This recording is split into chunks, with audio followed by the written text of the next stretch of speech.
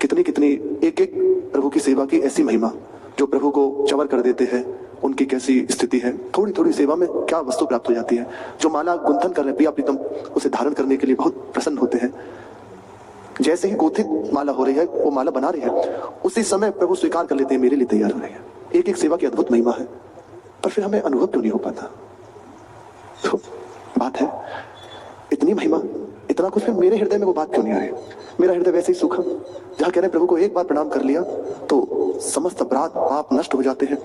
यज्ञों का, अश्वमेध यज्ञ का फल प्राप्त होता है, 10 अश्वमेध यज्ञ का